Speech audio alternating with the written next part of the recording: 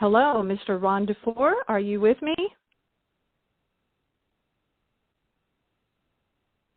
Mr. Ron DeFore, are you with me? I'm with you. Welcome to Gigi and the 561. Thank you so much for your time today. And I know you are very busy, so I appreciate it very much. We are here to talk about Mr. Ron DeFore's wonderful book and so much more. I was intrigued when I saw the book and the name Ron DeFore, because as a fan of Mr. Don DeFore for a number of years, I was very intrigued. And we're going to get to talk about Don DeFore and so much more. But first, let me tell you just a little bit about our guest today on Gigi and the 561. Ron DeFore has written a marvelous book. It is filled, and I mean brimming, with great stories, anecdotes, and so much information. It's a real family book you could read together as a family. It's absolutely wonderful. But also, Ron DeFore is a business executive. He is a lifelong entrepreneur with about 20 careers, he says. So we have much to cover and much to talk about. So thank you again, Ron, for being here today. Well, it's a pleasure to be with you and your audience.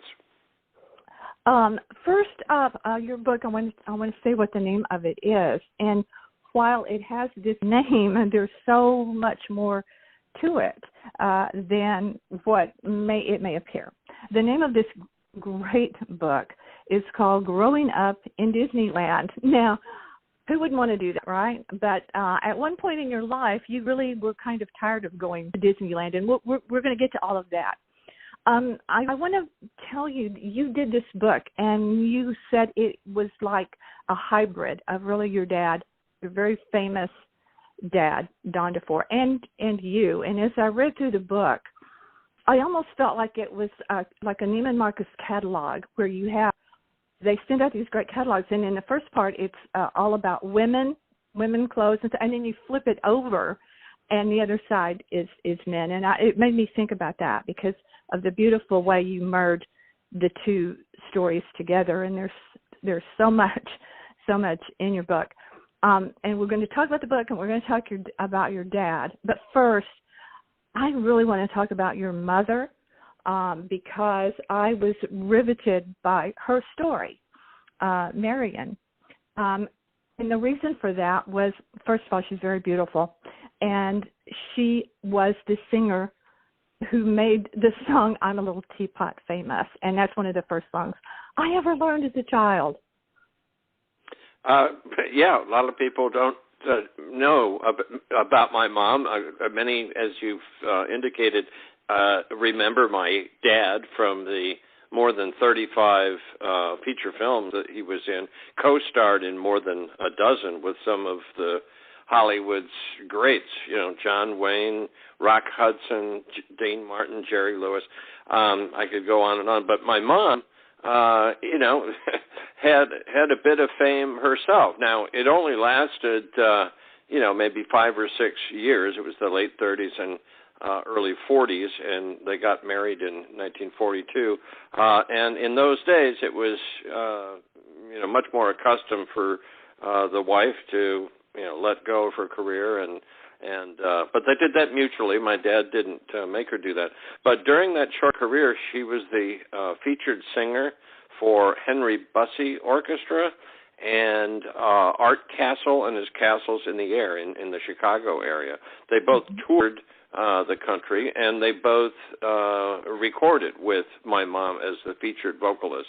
I have about 20 of those recordings, and as you noted, the one that was made famous was I'm a Little Teapot. I love that. I really do. And I've taught it to my granddaughter when she was little. She's 8 now, but when she was little, it's one of the first songs I taught her. So, and your mom went on to be a very well-known realtor as well later on in her life. I found her to be very interesting. I watched some videos of your family. I watched the interview with Helen O'Connor, who came into your home, and your mom and dad were just such a great couple. I you could see how much they cared about each other. It was lovely. It was, your dad had such a distinctive voice. I think to me, whenever he spoke, when I really fell in love with your dad was in a film called Romance on the High Seas. And in book, it was his memoirs that you had merged together with your own. If you can tell us how you made that sort of happen. You had all of his words already written. Well, I need to back up a bit.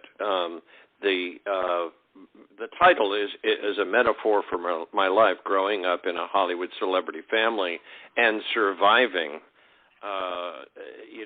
so many of the stories that we hear about kids growing up in that area and with that wealth don't turn out well. Mm-hmm. And a lot of the books that are put out are kiss and tell, and they have all these terrible stories.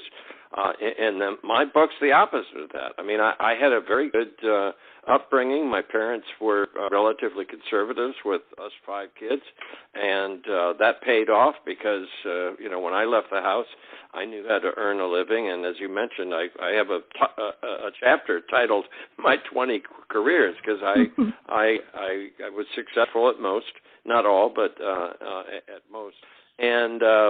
So, I mean, that's part of the story. I've found by the many comments on Amazon and elsewhere that one of the most common comments is they love the book because it brings them back to a time when things were a lot happier and simpler, and especially in these times, mm-hmm. Regardless of which side of the political fence you are on, I think we'd all agree that, 30, 40, 50 years ago, things were a lot simpler, and people like to be transported in that when they read this book.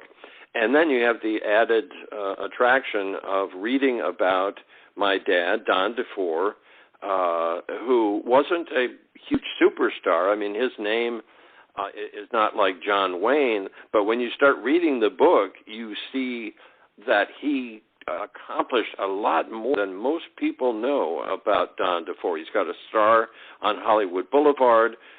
Many people don't know that he was president of the Television Academy in 1954 and accomplished what nobody else had ever been able to do before, and that was he sold the national broadcast of the Emmy Awards to NBC in 1954, and they were elated, and so they voted him in as president for another year. One of the people that wanted to meet the guy that was able to pull that off was Walt Disney, and that began the Disney connection.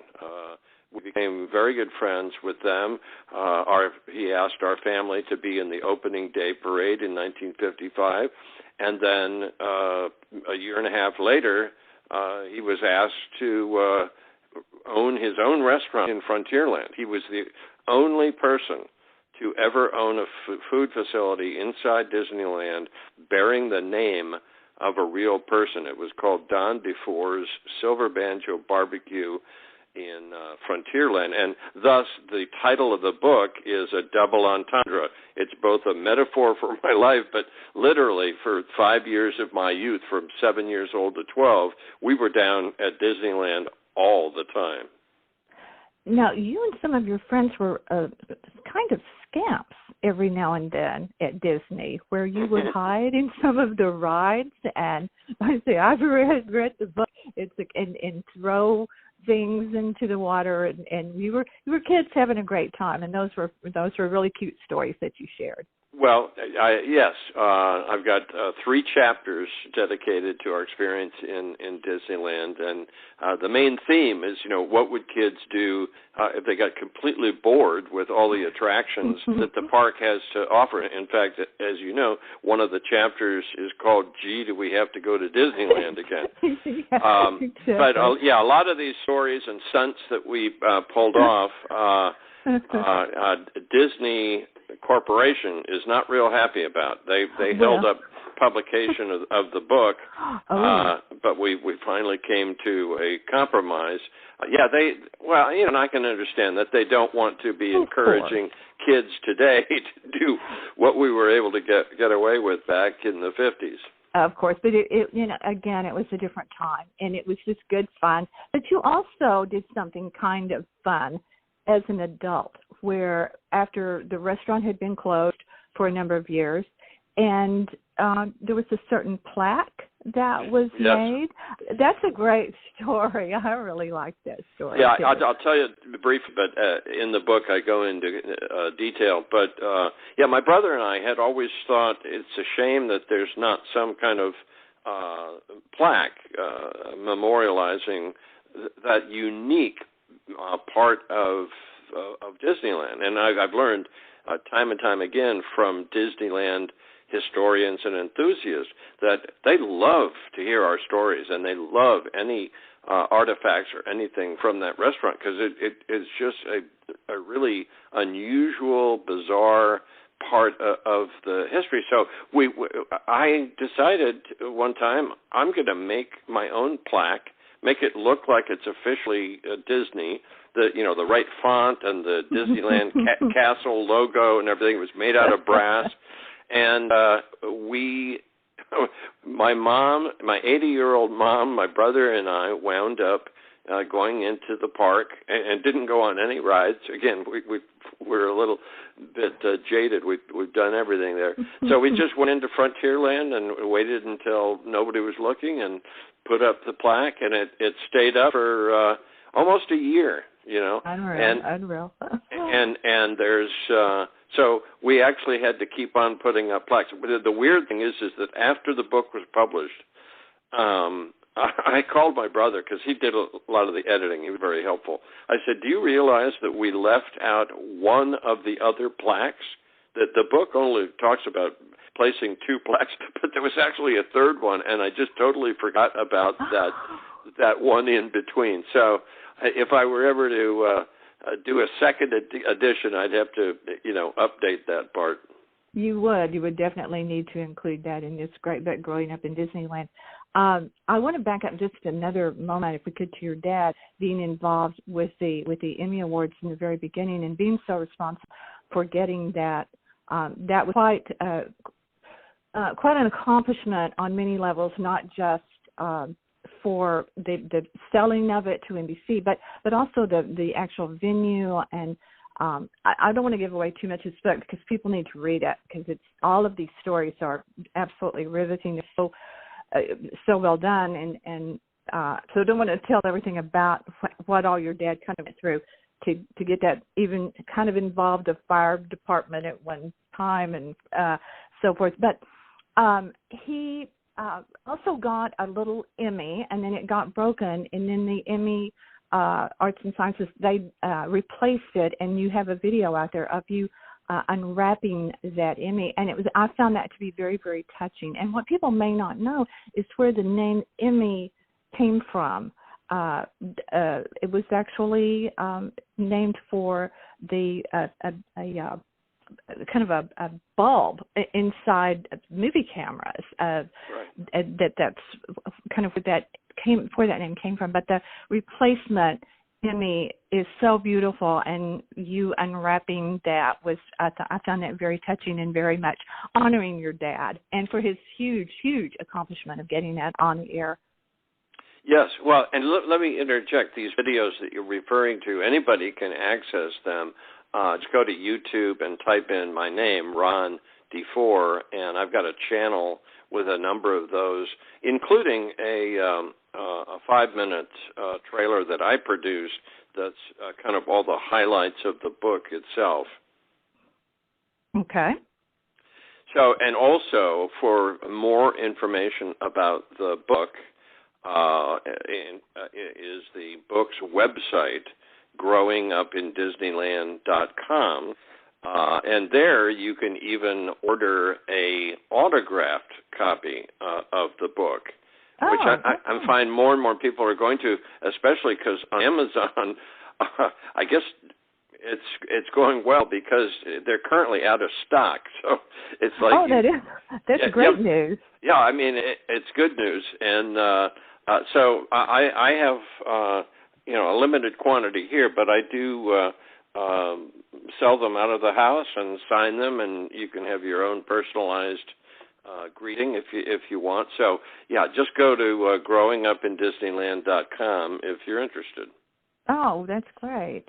As you mentioned, your father was in many movies. He was in over 30 movies. He was a very famous neighbor, one of the first neighbors that appeared in television before everyone had a neighbor. It appeared as Thorny, the neighbor on Ozzie and Harriet. And he was also very, very well known for playing Mr. Baxter, Mr. B, in Hazel with the incredible Shirley Booth, who was an Academy Award-winning actress of amazing talent. But in the first episode of Hazel, Ron DeFore, as number 7 on the football team, made your appearance. You were also on Hazel. Right. Yeah. It just so happened that as my dad was reading the script for the first episode, he noticed that at the end scene that little Harold, the son in the show, had to have 5 or 6 friends his size and his age in football uniforms, because that's what the scene was. And so I guess my dad just said to the director, "Hey, I'll give you the kids, okay?" And so it was me, my cousin Pat, and also Barry Van Dyke. I was good friends with the Van Dykes. So actually, Chris Van Dyke, the older son, was more my age, but my dad said, "No, Chris is way too big." Chris grew a lot faster than most of us, but Barry was the right size, so he's in the scene as well. Well, it was very, very cute. I like the fact that when you were growing up, all of you had to do chores. Your parents they tried in a very trying situation, I'm sure they're in celebrity world, to give you and your siblings a normal upbringing, and so you had to earn your own money, and you had chores that you had to do, and it kind of carried through with you as you grew up and became this person who has had so many interesting, way too many things to talk about in our very limited time on the podcast today, but you have had so many entrepreneurial opportunities. You were, I believe, you can correct me anywhere I'm wrong here, but an assistant director on the Steve Allen show. You were for 1 hour a disc jockey at Studio 54. This is one of my favorite things. You met a lot of celebrities. You met a lot of rock stars, and all of that is revealed in your book, Growing Up in Disneyland. But you were a flying DJ. Do you want to talk about that? Because I really didn't ask you if you wanted to talk about anything in particular of your career, but I found that a really fun thing that you did. Well, and I'll back up. So I did not finish college. I completed almost 2 years at the University of Oregon. I also did 1 quarter at UCLA Night School. But, I wasn't a real academic. And that summer, I got a job in the mailroom at KTLA TV in Los Angeles, Channel 5. And I loved it. And it was just, I just really loved being in that business. And by the end of the summer, I'd been promoted a couple of times up. And I had a radio show at the University of Oregon, and I was interested in broadcast. But, I thought, do you go back to school and learn about broadcast, or you just stay in it? And to me, it was a no-brainer. I'm just going to stay here. So that's how I eventually got to be the associate director of the Steve Allen Show. Is I joined their staff, and I got promoted like 5 or 6 times, ultimately getting to be associate director. So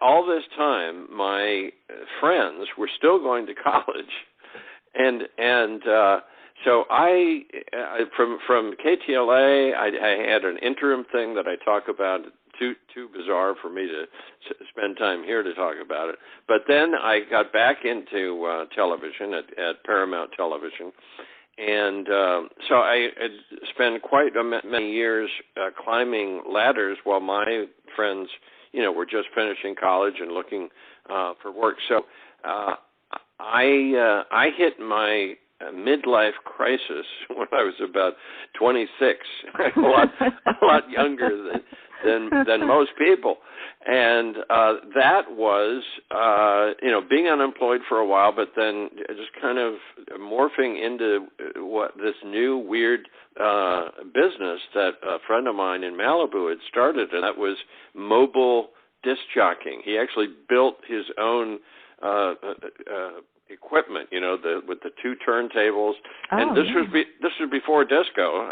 This was, we were, playing rock and roll, and so I got into being a DJ for a mobile DJ company, for parties, and I mean we were doing like Linda Ronstadt's house in Malibu and Rod Stewart, and some really fun parties, but to me it was just fun because all my life I'd been a musician, lead guitar in many bands and stuff.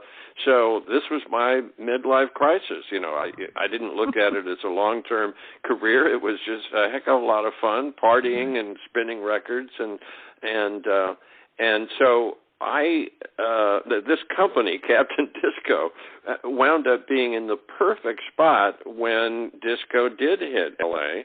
At one point, we were supplying DJs and music to about 25 clubs in the Southern California area, and I had become the head disc jockey. Again, to me, I wasn't taking it seriously, but one thing I did learn at an early age is whatever you do your best.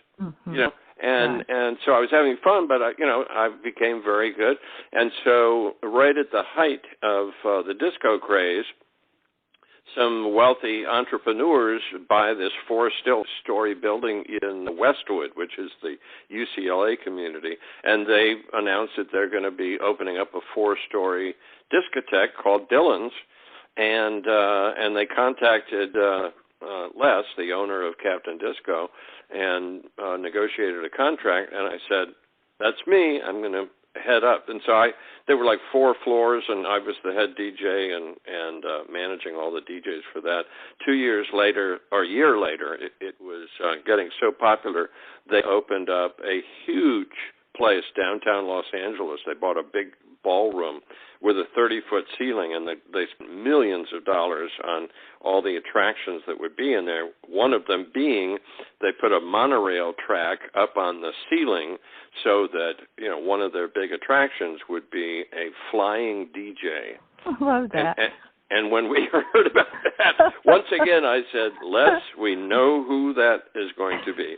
And so for about almost a year, I was the flying DJ at Dylan's. It became pretty famous, as silly as it is. I think it's wonderful. One of the local stations, the ABC affiliate, even did a story. In fact, I think I have that now on my YouTube channel, that they did a profile on the club and the whole disco craze, and then they cut to me for a while. And so, it was crazy. And the thing I love is I'll be here's a spoiler alert because it's one of my favorite stories in the book that I just hopped from interesting DJ gigs, one after another, and one of them was Australia opening up the largest entertainment center in their country, and they had contacted Les, and I again looked at the contract. I said, man, we know who this is going to be. They wanted the best DJ in the United States, so I just raised my hand, and so. But anyway, Les, I didn't pay attention to how he was promoting me. I guess he was, just sending them newspaper clips about the flying DJ and all these things, and so I'm, on this long 19-hour flight to Brisbane, Australia. And, they had rented me a condo and told me they'd pick me up and just drive me there. And I remember telling them, I'm probably going to be tired, so I just want to crash.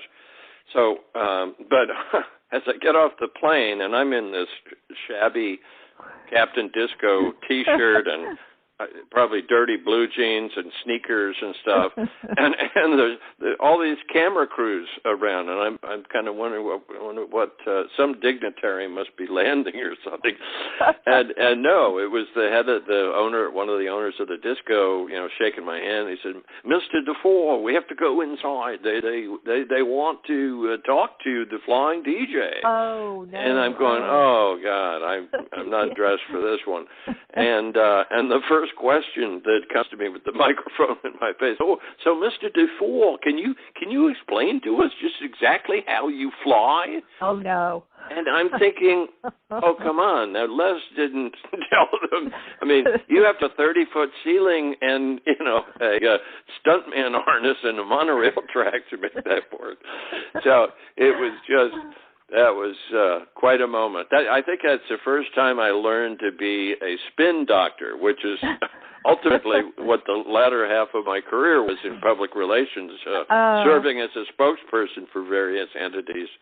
Well, I loved it, and so I really appreciate you talking about it. I know you have to go here momentarily, but there's one more thing that I wanted to mention because it's just so I really hated to read this about the painting that you had, and in the clip that I saw of the Here's Hollywood, Helen O'Connor coming in and visiting your home and talking about the furniture that your dad made, and there's so much that your dad did make apparently out of different things around your home, but the painting that was consequently stolen in 2009 from you, Dragon on Parade, it ended up being Margaret King that actually painted that. Right. Was not identified that at the time, and everyone knows the story, or they should know the Tim Burton film Big Eyes about that. And now you don't have it, and I thought when I read that again, I'm giving something away there, but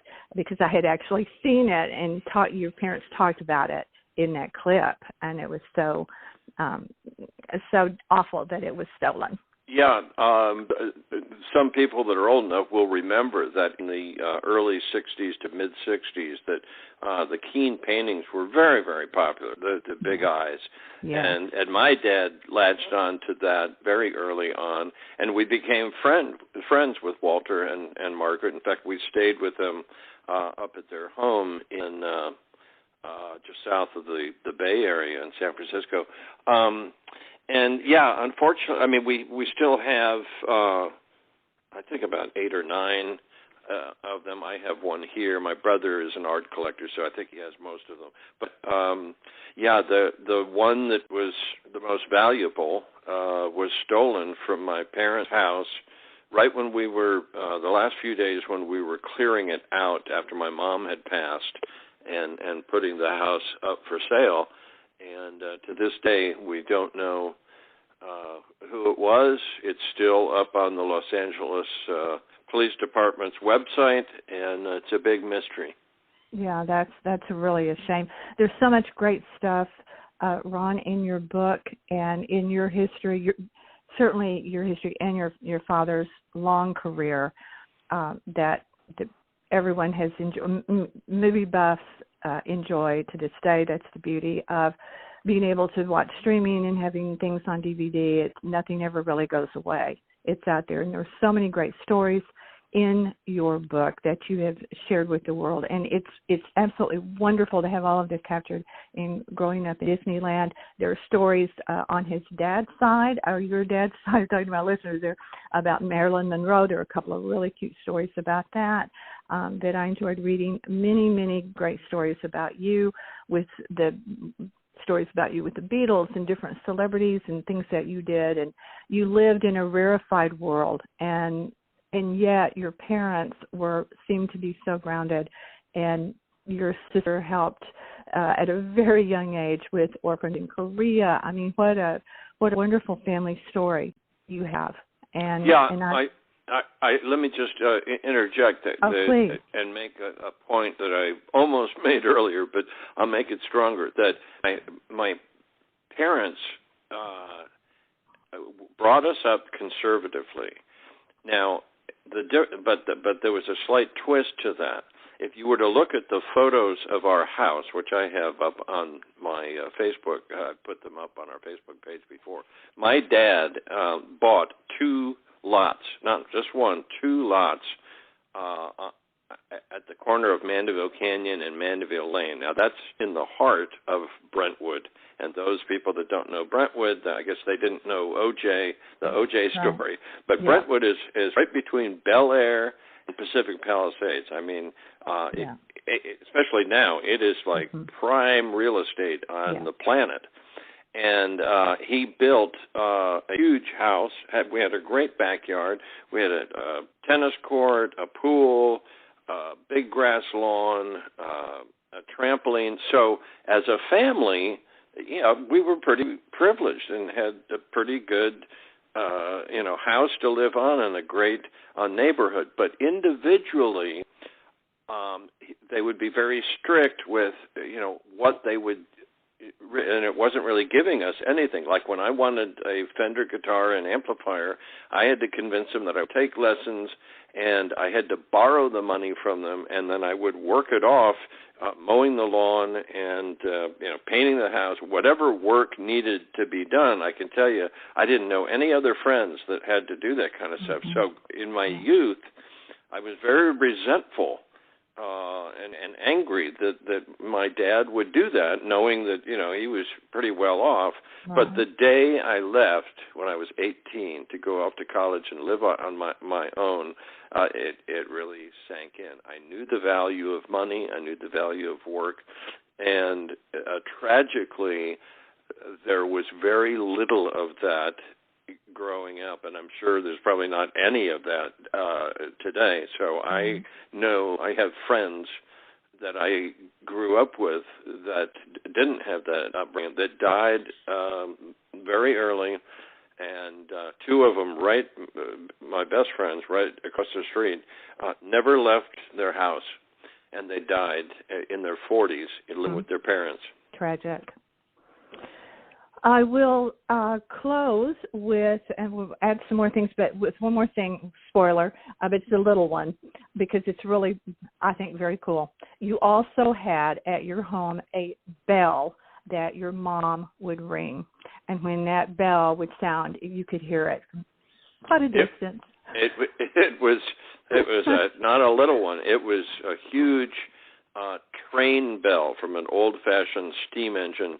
My dad's father, my grandfather, was a railroad engineer, so a lot of the stuff in the house had railroad motif, and that was one of them. So he had the builder build an actual cupola over this bell and a bell tower at the top of the house above the kitchen. And so through the second story down to the kitchen was this big rope.